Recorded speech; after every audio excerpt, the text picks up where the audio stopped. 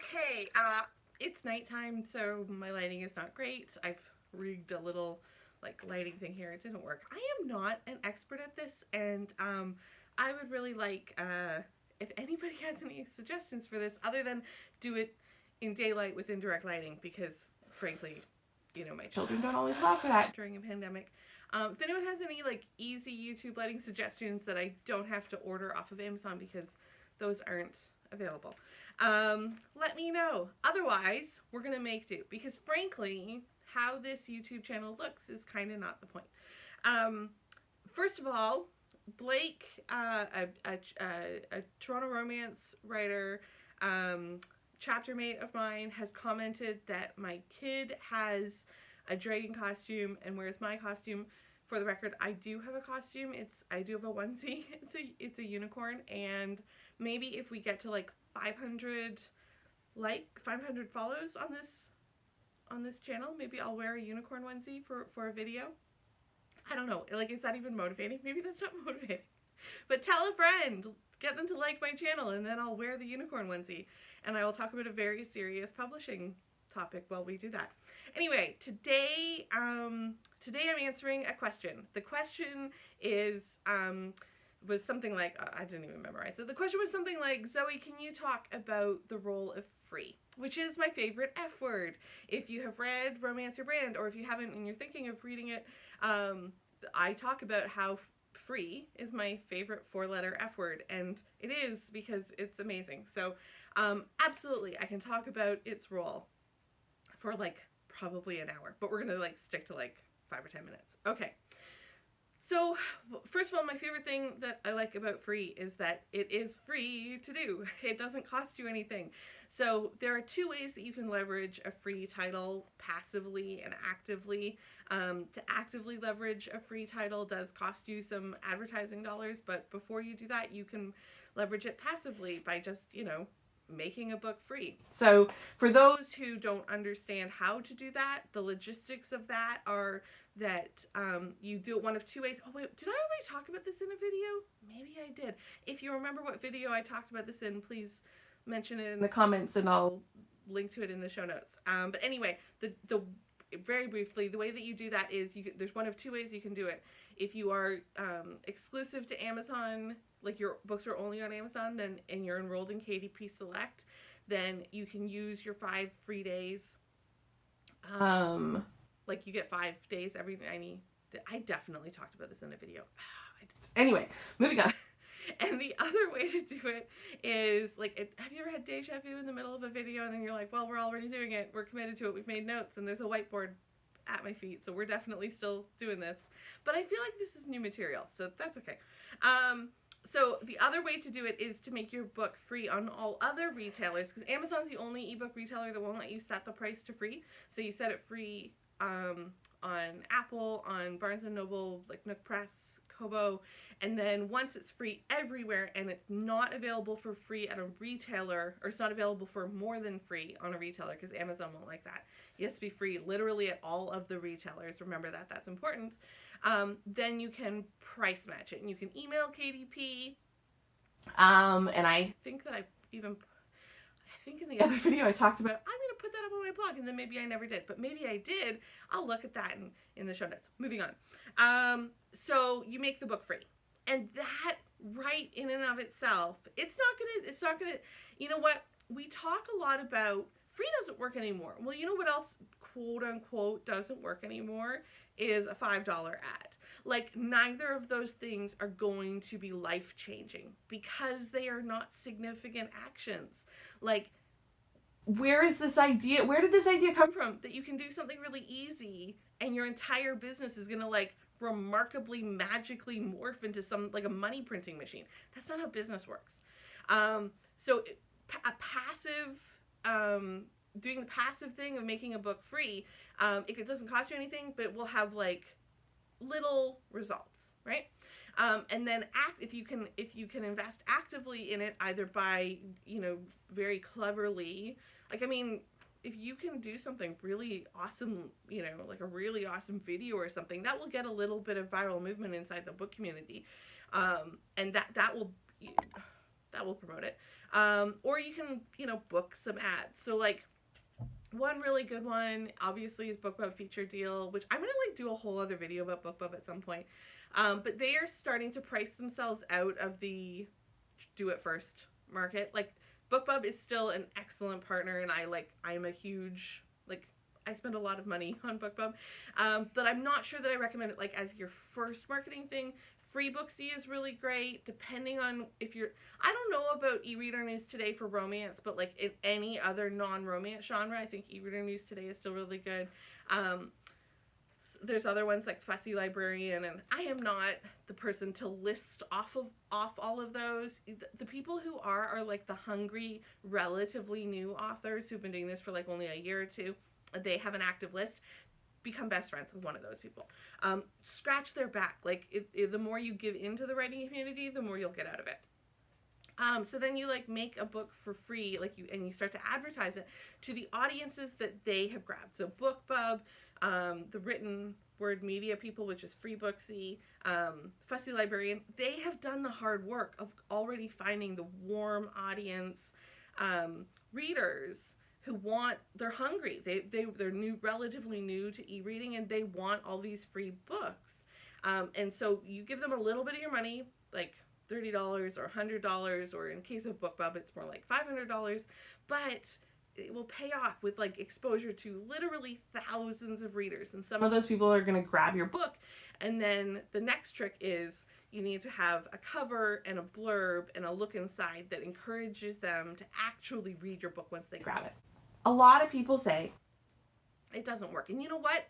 It doesn't always work for me too. I've had free runs that have not been nearly as successful. And I would say even like, and that's a reflection on that book as a loss leader into my catalog. So what is the role of free? The role of free is to be like an irresistible entry point into your catalog. I'm going to have to like put that at the start of the video because that's actually the answer to the question. So when you pick the right freebie and you make it that irresistible hook into the rest of your catalog, what you see is that free is profitable. And here's where I like the magic of my whiteboard. Okay, so I apologize. There's other stuff on my whiteboard too. All right, but see this video. Oh, you probably can't even hear me. See this whiteboard. Can I do it like this? Can I do it like that? Ah, okay, there we go.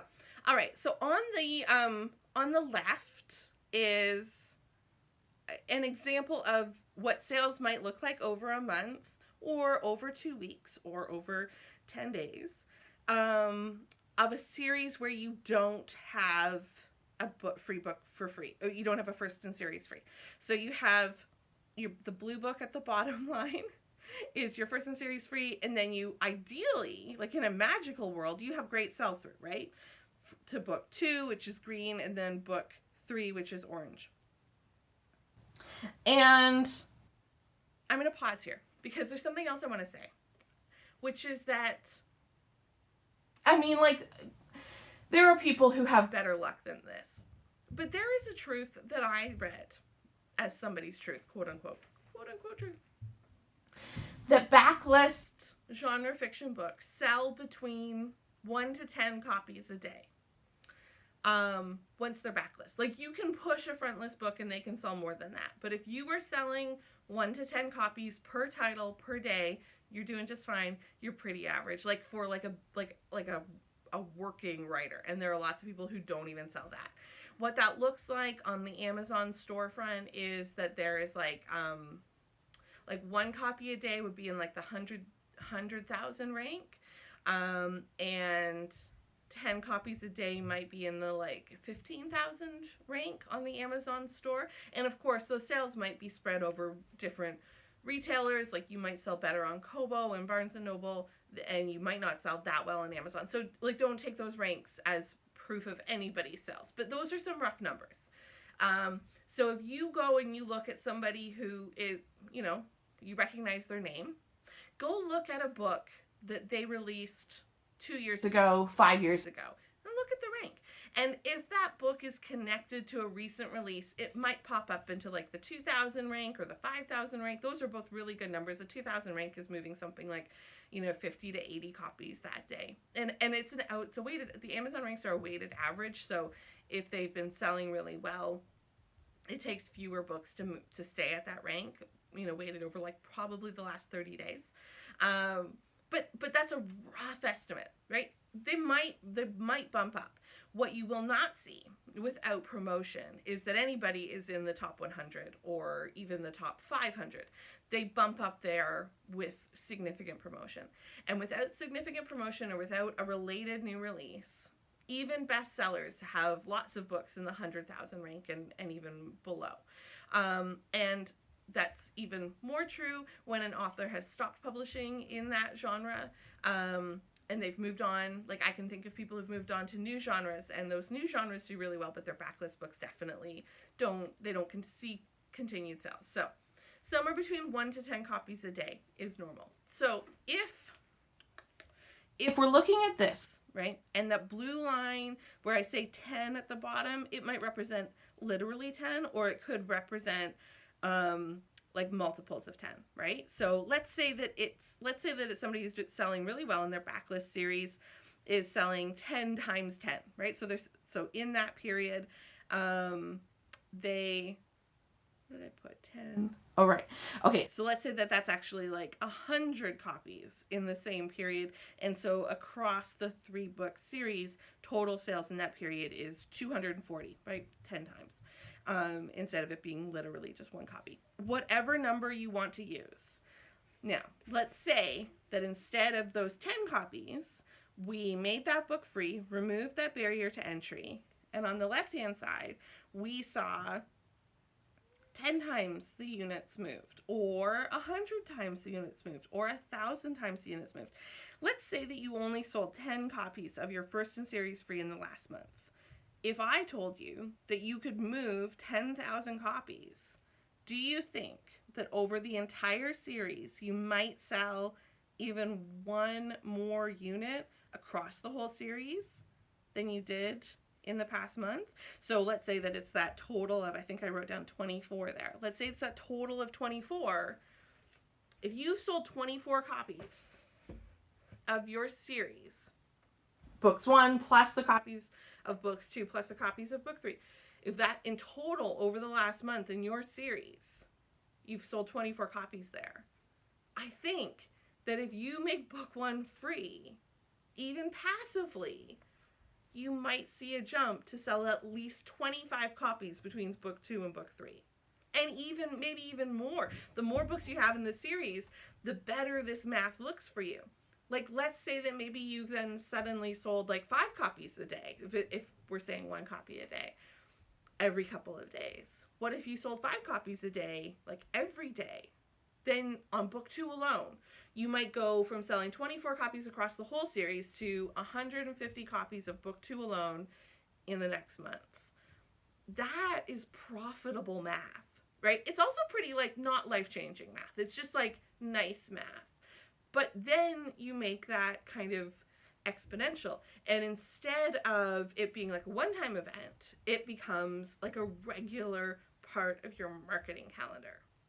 And then suddenly your income goes from being very part-time or non-existent to a healthy part-time income or even a full-time income. And that is what free does. And that's why it's my favorite F word. It is, like, people say, I worked really hard on this book. I don't want to give it away for free. And you're not giving it away for free. What you're doing is you're trading sales on book 1 for multiple, like exponential sales on books 2, 3, 4, and 5. Now, of course, this only works if you write in a series and if that series is metadata connected, digitally linked on ebook retailers, which is so important, and is why I dedicate an entire chapter in Romance Your Brand to metadata connection. And if you have any questions about that, of course, please leave them in the comments. Let me know, and I will answer your questions either in the comments or in a video. So remember that free is not, you're not actually giving something away for free. You're using it as a loss leader, just like grocery stores use bread and milk and butter and sometimes eggs to get you in the door, get you hooked, and then you're buying premium cereal suddenly because it's a quarantine. You know, that's how it goes. And it'll be the same with your books because people are stuck inside. So if you've never made a book before free, try it this month. Maybe make April the month of trying my favorite F word. And let me know how it goes. All right. I'll talk to you again soon.